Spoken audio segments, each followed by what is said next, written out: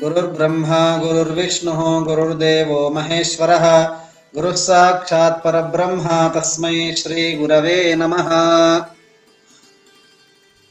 संपूर्णानंद संस्कृत विश्वविद्यालय द्वारा संचालित शास्त्र प्रौढ़ी प्रकल्प में आप सभी का स्वागत है, अभिनंदन है। इस प्रकल्प के अंतर्गत आज गोभिल सूत्र के तृतीय प्रपाठक की प्रथमा कंडिका का अध्ययन करेंगे। गोभिल सूत्र का यह 12वां पाठ है। इससे पूर्व उपनयन संस्कार हो चुका था। अब आगे है अथात षोडशे वर्षे गोदान संस्कार। उपनयन कालतः षोडशे वर्षे तथा च यस्य गर्भाष्टमेब्दे भूतम उपनयन तस्य गर्भचतुर्विंशाब्दे एवं यस्य नवमादि षोडशाब्दान्ते एव उपनयनम तस्य पंचविंशादि द्वात्रिंशाब्दान्ते गोदानम नाम संस्कार विशेष कार्यम। अर्थात उपनयन संस्कार के बाद 16वें वर्ष गोदान नामक संस्कार करना चाहिए। उपनयन काल का समय 8वें वर्ष से आरंभ करके 16 वर्ष लेना चाहिए।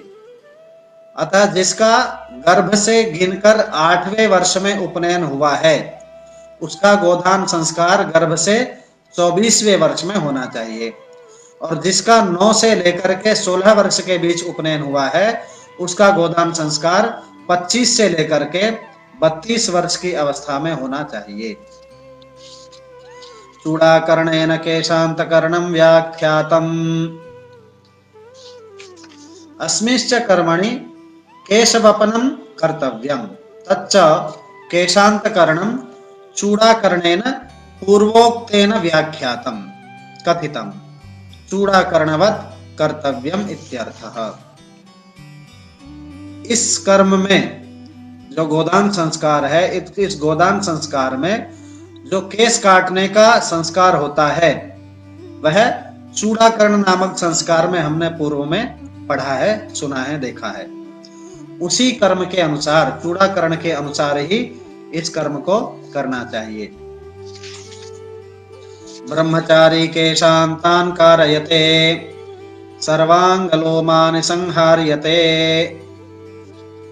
ब्रह्मचारी ब्रह्मवेद तद्ग्रहणाचार विशिष्टः आद्याश्रमे यदैव केशांतान कारयते तदैव सर्वाणि अंगलोमानि संहारयते। कक्षवक्षोपस्थ शिखा केशान अपि वापयेत इत्यर्थः। समावर्तन के समय ब्रह्मचारी जब अपने केश कटाए तभी उसे अपने संपूर्ण शरीर के सभी अंगों कुक्षी, वक्ष, उपस्थ और शिखा आदि के केश भी कटवा लेने चाहिए।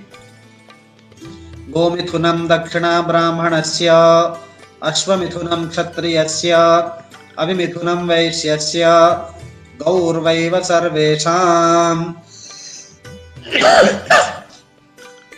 अस्य हि गोदान कर्मणः दक्षिणा गोमिथुनम गोद्वयम् आचार्याय देयम्। ब्राह्मणस्य कर्ता ब्राह्मणश्चेत् इत्यर्थः। क्षत्रियस्य अश्वमिथुनम् अश्वद्वयम् गोदान कर्मणः दक्षिणा। वैश्यस्य अविमिथुनम् मेषद्वयम् दक्षिणा। वा अथवा गौः एव सर्वेषां ब्राह्मण क्षत्रिय वैश्यानां दक्षिणा। तथा ही ब्राह्मण ब्रह्मचारी वैश्य ब्रह्मचारी च स्वस्व आचार्याय गोद्वयमेव दक्षिणा वेदाध्ययनस्य देयः इति।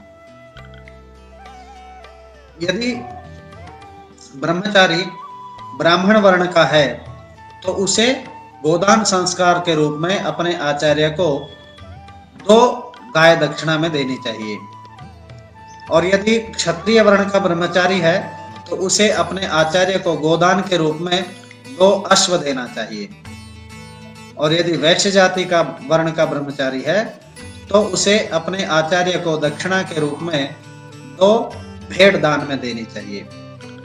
या सभी जाति के ब्रह्मचारी अपने अपने आचार्य को वेदाध्ययन की दक्षिणा के रूप में 2 गायें देवे। अजः केश प्रतिग्राहाय केश प्रतिग्राहाय केश प्रतिग्रह करते नापिताय अजः छागः एक एव दक्षिणा देया सर्वजाति ब्रह्मचारी भी इति। इस संस्कार में केश कर्तन करने वाले जो नापित है, जिसने मुंडन संस्कार किया है, उसको दक्षिणा के रूप में सभी वर्ण के ब्रह्मचारियों के द्वारा एक बकरा दान में देना चाहिए, अजह दान में देना चाहिए। उपनयनेनैवोपनयनं व्याख्यातं न त्विहाहतं वासो नियुक्तं नालंकारः नाचरिष्यन्तं संवत्सरमुपनयेत्। उपनयनेन पूर्वोक्तेनैव उपनयनम् एतद् अपि व्याख्यातम्। उपनयन संस्कार इस गोदान संस्कार से पूर्व में हम लोगों ने पढ़ा था, जाना था, देखा था।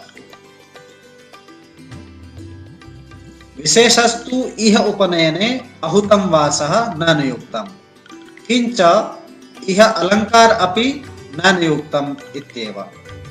एतत् उपनयन निषेधमाहः एतत् उपनयनतः संवत्सरम् अपि आचरिष्यन्तम् ब्रह्मचर्य व्रतानुष्ठानं करिष्यन्तं ब्रह्मचारिणं न उपनयेत्।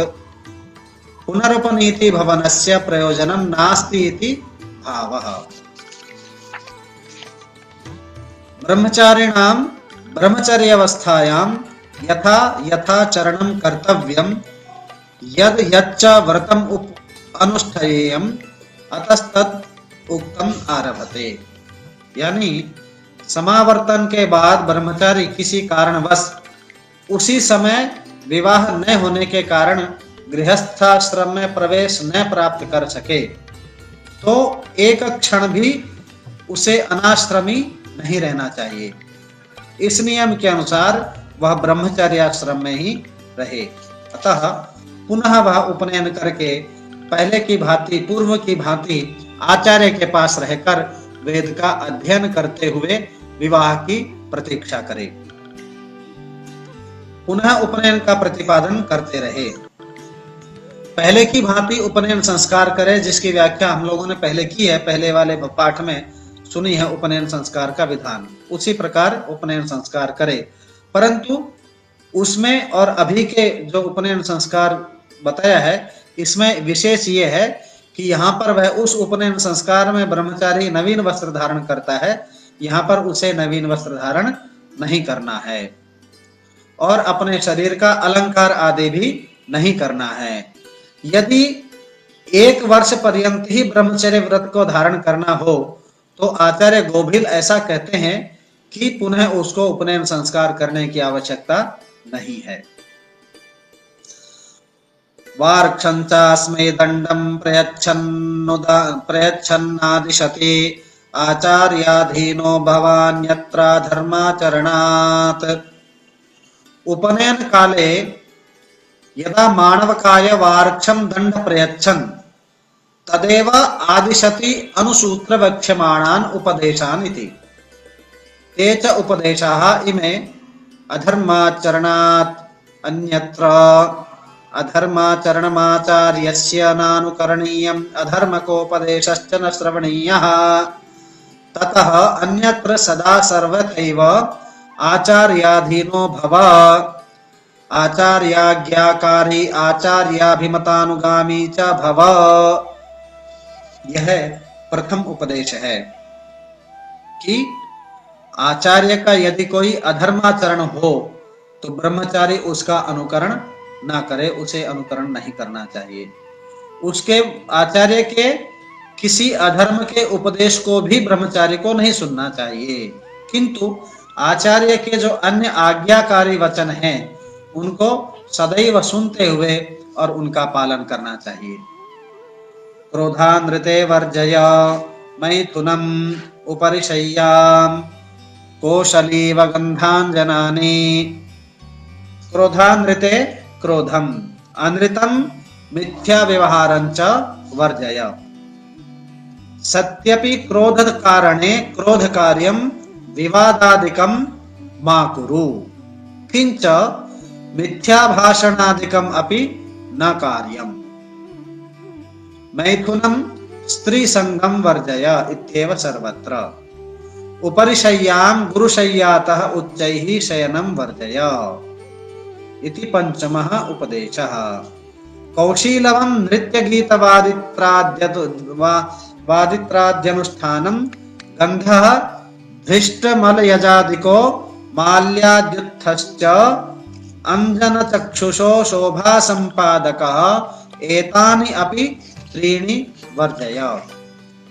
अत्रापि यथा चाध्ययनस्य व्याघातकरो मनोजाविर्भावः स्यात् एवं कौशलीवादिकं वर्जयेत्, न तु सामादिगीतवादी प्रचर्चाम्, नापि गुरुप्रसादगन्धमाल्यादीन्, न च रोगादि उपदेशमानायन् जनव्यवहारं वर्जयेत्। अतएव मनुनाभि अधाई यस्रग्व्यविद्विजोधीते इत्यादि।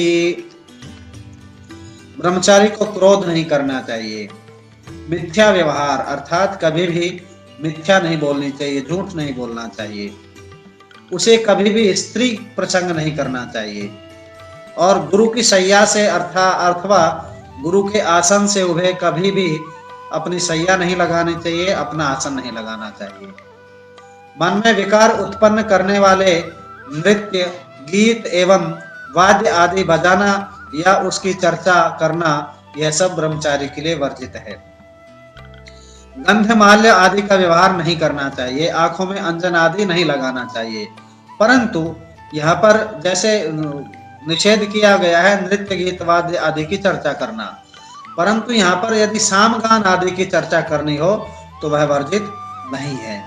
उसी प्रकार जैसे गंधमाला आदि धारण करने के लिए वर्जित निषेध किया है, परंतु यदि गुरु के द्वारा प्रसाद प्रदत्त हो, गुरु ने यदि प्रसाद के रूप में माला हमें दी हो या गंध आदि दी हो तो उसको अवश्य ही धारण करना चाहिए, उसका निषेध नहीं है।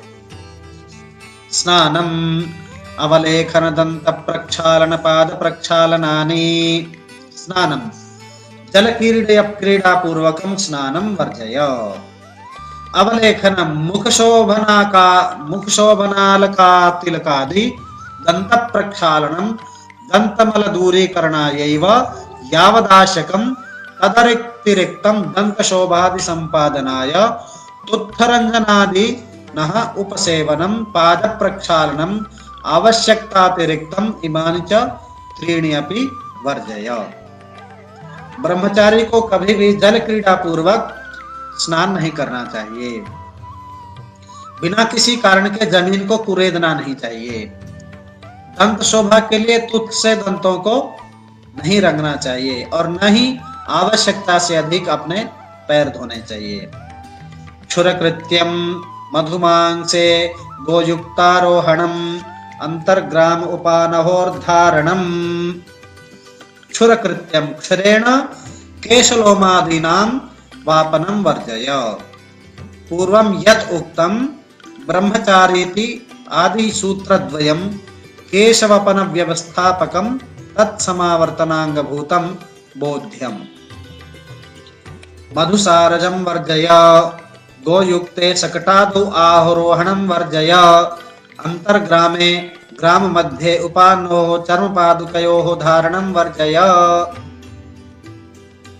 ब्रह्मचारी को कभी भी क्षुरे से केशवपन या रोमों को नहीं काटना चाहिए।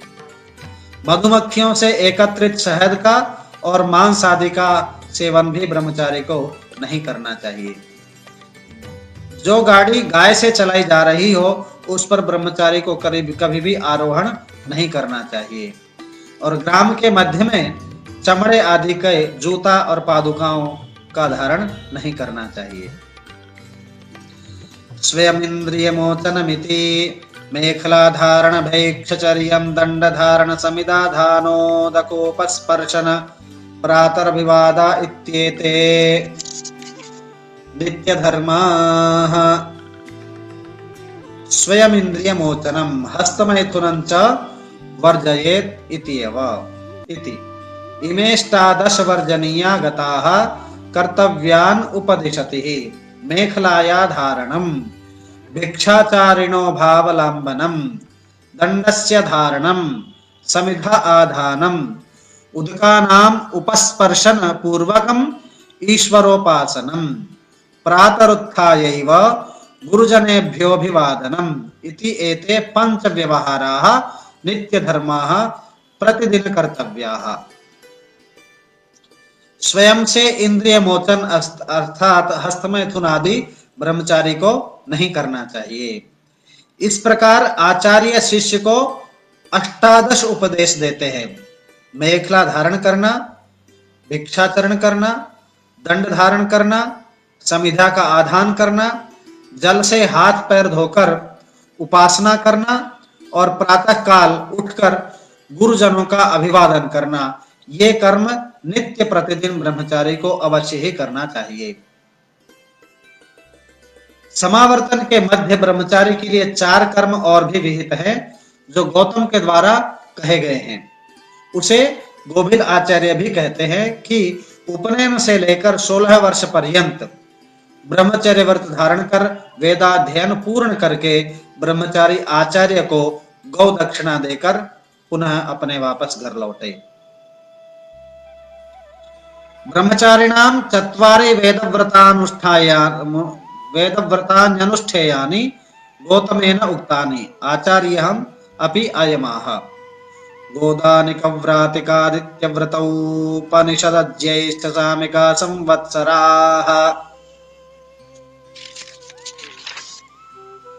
संवत्सराः पूर्वोक्ताः उपनयनतः 16 संख्याकाः गोदानादिकादिकाः भवेयुः इत्यर्थः।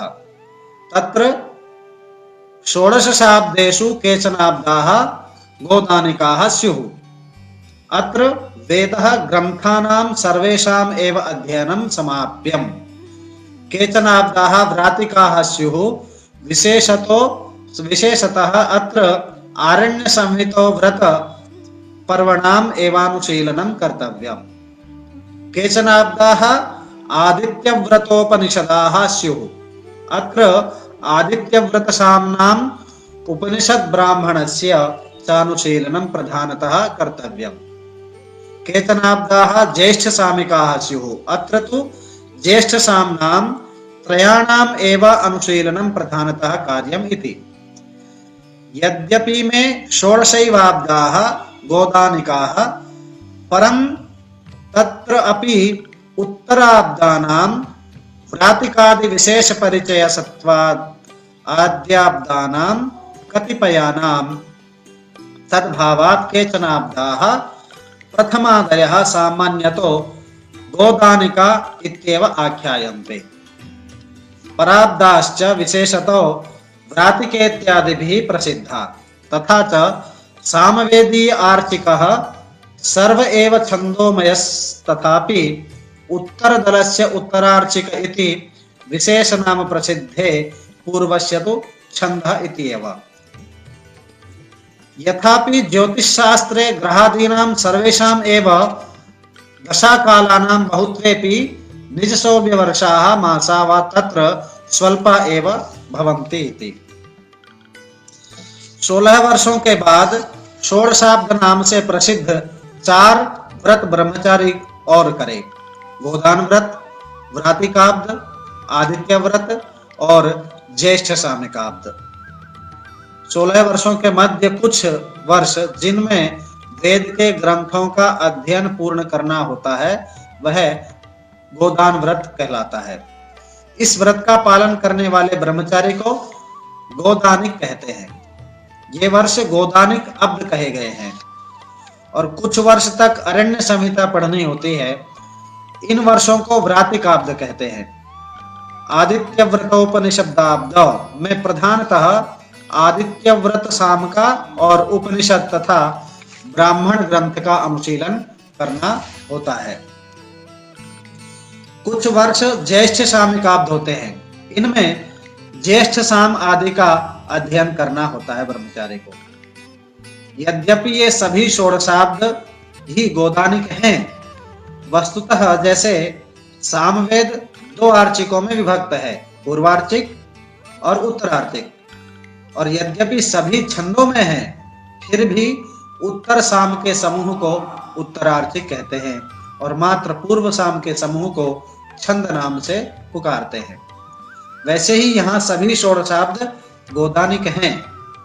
ज्योतिष शास्त्र में भी ग्रह आदि की दशा का काल यद्यपि निश्चित होता है, परंतु फिर भी उनकी अंतर दशा में निज भोग्य वर्ष या मास कुछ ही होते हैं, सभी नहीं होते। ब्रह्मचारि कृत्यमाह तेषु सायं प्रातर्दकोपस्पर्शनम् आदित्यव्रतं तु न चरन्त्येके। तेषु गोदानिकादिषु चतुर्षु एव व्रतेषु सायं प्रातः उदकोपस्पर्शनम् आचमनादिपूर्वकम् ईश्वरोपासनं कार्यम्। एके आदित्यव्रतं तु न चरन्ति, उपनिषद व्रतमेव केवलम् आचरन्ति, न पुनरादित्यव्रत युक्त तदिति भावः। ये जो गोदानादिक चारों व्रत हैं, इनमें सायंकाल तथा प्रातः काल आत्मनादि पूर्वक ईश्वर की उपासना करनी चाहिए। कुछ लोग उपनिषद व्रत के साथ आदित्य व्रत का अनुशीलन नहीं करते हैं। वस्तुतः कुछ याज्ञिकों के अनुसार आदित्य व्रत युक्त नहीं है। ये चरन्त्येकवाससो भवन्ति आदित्यं च नान्तर्दधेऽन्यत्र वृक्षशरणाभ्याम् नापोऽभ्यवयन्त्ययूर्ध्वं जानुभ्यामगुरुप्रयुक्ताः। ये तु चरन्ति चरेयुः ते एकवाससः उत्तरीयहीनाः भवन्ति भवेयुः तावत् कालम् इति तेषां प्रति प्रथमोपदेशः। च पुनः वृक्षशरणाभ्याम् अन्यत्र आदित्यं न अंतर्दधे वृक्षच्छायां गृहे च भवत्येवादित्यान्तर्धानम्। ततः अन्यत्र आदित्यान्तर्धानाय छत्रादिकं न व्यवहरेयुः इति द्वितीयः। अगरुप्रयुक्ताः गुरुभिः विशेषकार्यार्थम् अननुज्ञाताः जानुभ्याम् ऊर्ध्वम् अपः जानुदध्नाधिकानि उदकानि न अभ्यवयन्ति नावतरन्ति गभीरनदीपारं न गच्छेयुः इति तृतीयः उपदेशः। जो लोग आदित्य व्रत के साथ उपनिषद व्रत का अनुशीलन करते हैं, वे उत्तरीय वस्त्र न पहनकर मात्र एक वस्त्र पहनकर ही व्रत का अनुष्ठान करें और तब तक घर एवं वृक्ष के अतिरिक्त सूर्य को तिरोहित नहीं करना चाहिए, अर्थात छाता आदि का भी व्यवहार नहीं करना चाहिए। गुरु की विशेष आज्ञा के बिना तब तक जानु पर्यंत जल से अधिक जल में न तैरे अर्थात नदी पार आदि भी उसको नहीं करनी चाहिए। यहाँ तृतीय प्रपाठक की प्रथमा कंडिका समाप्त होती है। अब आगे अगले भाग में हम चलेंगे। यहाँ पर यह गोबिल गृह सूत्र का शास्त्र प्रौढ़ी प्रकल्प में 12वां भाग